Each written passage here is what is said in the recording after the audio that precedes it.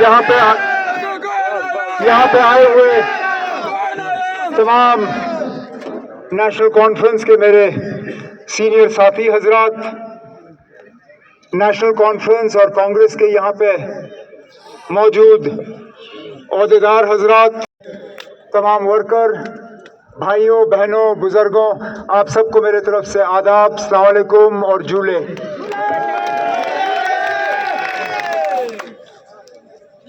लगातार 3 दिन से इस पूरे इलाके का दौरा करता आ रहा हूं।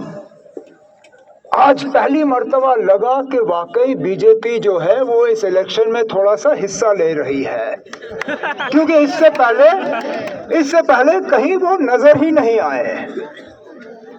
बानिहाल से शुरू करते हुए, बदरवा से गुजरते हुए, डोडा से आते हुए आखिरकार में पाडर पहुंचा और पहली मर्तबा मैंने इनके झंडे, पोस्टर और इनका कोई इलेक्शन प्रोग्राम देखा। शुक्र है, शायद हमारे यहाँ पे आने का इनको इंतजार था।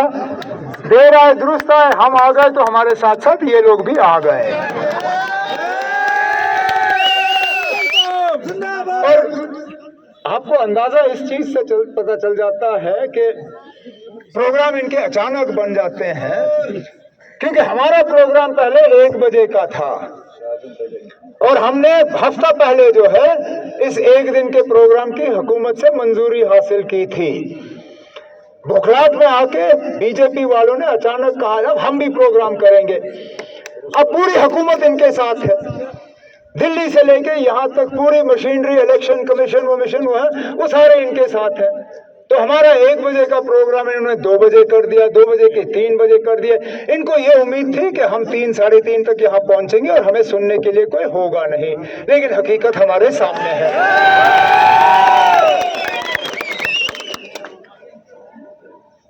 शुरू करूं तो कहां से करूं? जरूर हमारी ऐसी दुख भरी दास्तां है कि दोहराता रहूं तो उसका कहीं खात्मा नहीं होगा। कौन सी ऐसी चीज है जिससे इन बीजेपी वालों ने हमें महरूम नहीं रखा? सबसे पहले तो इनके हाथों हमारी जमहूरियत का कत्ल हुआ। हमें अपनी हुकूमत चुनने का मौका नहीं मिला, हमें अपने एमएलए नहीं मिले। इन दूर दराज इलाकों से हमारे एमएलसी बनते थे, इन्होंने वो भी रद्द किया। हम बार बार इनसे कहते थे कि खुदारा हमारे असेंबली के इलेक्शन कराओ, ये लोग तस से मस नहीं होते थे।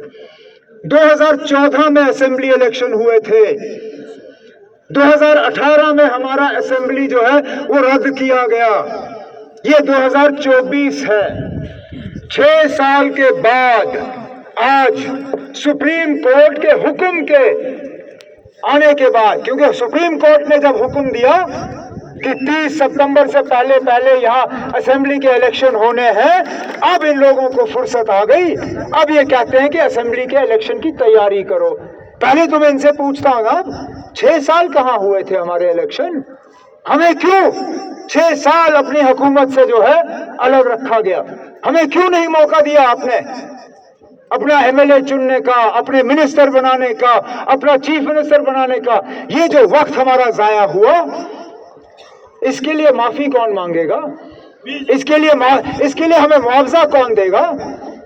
चलिए, आपने हमें हुकूमत नहीं अपनी दी, रियासत के 2 हिस्से किए, लद्दाख को हमारे से अलग किया। आज लद्दाख के लोग भी इतने ज्यादा परेशान हैं कि उसका कोई हिसाब किताब नहीं।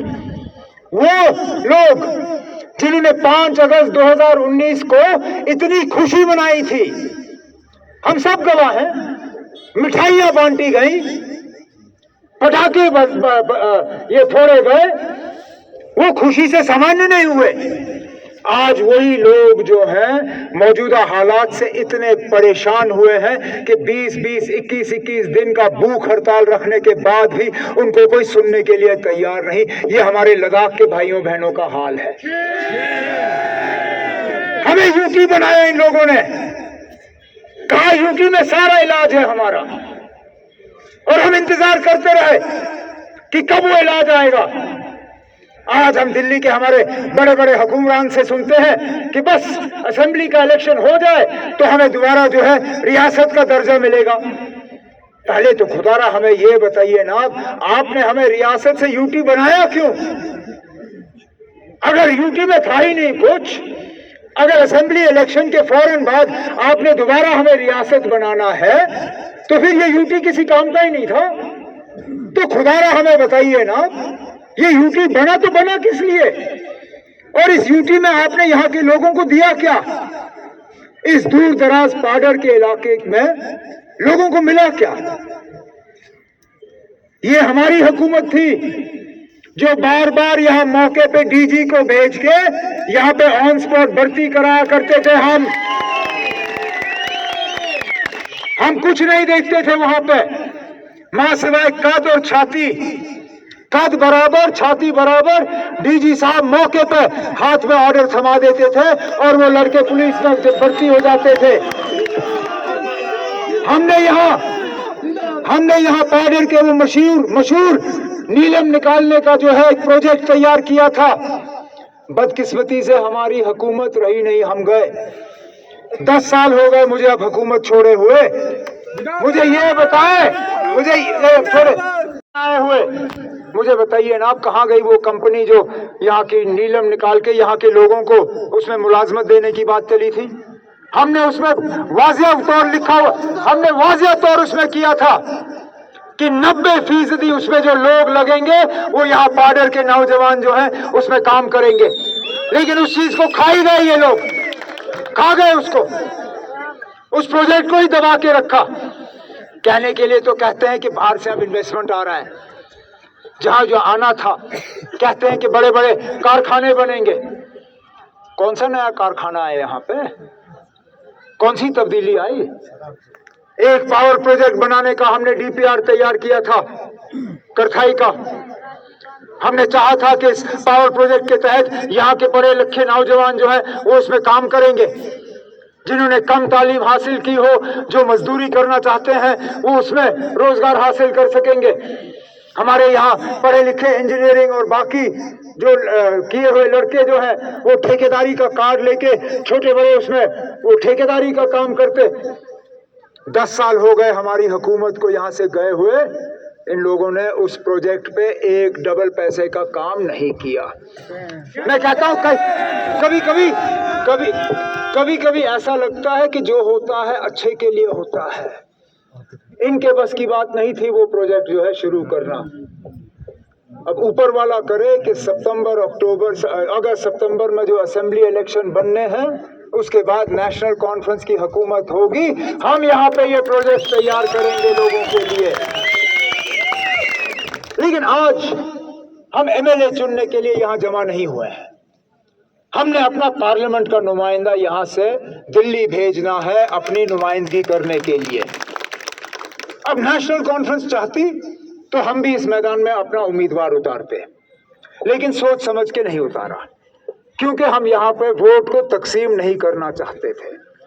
हम नहीं चाहते थे कि आप लोगों का वोट जो है वो बढ़ जाए, बिखर जाए, और इसलिए हमने सोच समझ के ये तय किया कि हम इंडिया अलायंस जो है और कांग्रेस के साथ अपना जो है गठजोड़ बना के मिलके ये इलेक्शन लड़ेंगे।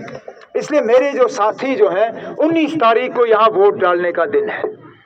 मेरे साथी जो हैं जो पोलिंग बूथ में जाके वहां हल का निशान ढूंढेंगे। आपको हल का निशान इस इलेक्शन में नहीं मिलेगा, परेशान मत होइए। 4थे नंबर पे हाथ का बटन है। इस इलेक्शन में आप ये समझ लीजिए कि हाथ और हल जो है वो दोनों एक ही बटन में है। ये इंडिया अलायंस का उम्मीदवार है। हम मजहब के नाम पे वोट नहीं मांग रहे, हम जात बरादरी के नाम पे वोट नहीं मांग रहे हैं। नेशनल कॉन्फ्रेंस वो पार्टी है जिसको विरासत में नारा मिला है हिंदू मुस्लिम सिख बौद्ध इत्तेहाद का।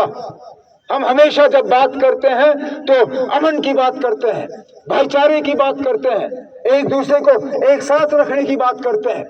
मैंने बार बार अपनी तकरीरों में कहा है कि ये हाथ जो है ये बड़ी अजीब चीज है। इस हाथ को जब आप खुला रखो तो इस हाथ में कोई ज्यादा ताकत नहीं है। एक हाथ में आप एक एक करके इन उंगलियों को आप तोड़ सकते हो, लेकिन इस हाथ की आप अगर मुट्ठी बना लो तो कोई दुनिया की ताकत नहीं है जो इस मुट्ठी को कमजोर कर सके। तो मत दीजिए लोगों को इजाजत ये मजहब के नाम पे वोट मांगेंगे। ये अलग अलग करने तराजुओं में आपको तोलने की कोशिश करेंगे। बिल्कुल सही कहा हमारी बहन पूजा जी ने, ये यहाँ पे घबराहट और डर पैदा करने की कोशिश करेंगे। मत दीजिए इनकी साजिशों को कामयाब होने का मौका।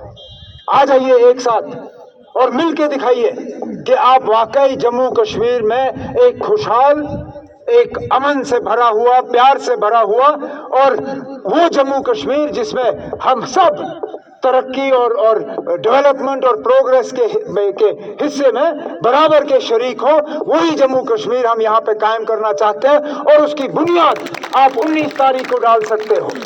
तो इस उम्मीद के साथ कि 19 तारीख को चौथा बटन दबा के आप national conference Congress India alliance के उम्मीदवार को यहां से कामयाब करके भेज दोगे, उसके बाद नतीजों के बाद दोबारा मैं, सजाद, तनवीर, हमारे पूजा जी, हम सब यहाँ पे आके दोबारा आपसे मुलाकात करेंगे, मिल बैठेंगे, दो चार और बातें होंगी। लेकिन फिलहाल इस उम्मीद के साथ कि 19 तारीख को आपके एक एक वोट जो है वो चौथे बटन के लिए होंगे, मैं आपसे सबसे इजाजत चाहता हूं। बहुत बहुत शुक्रिया।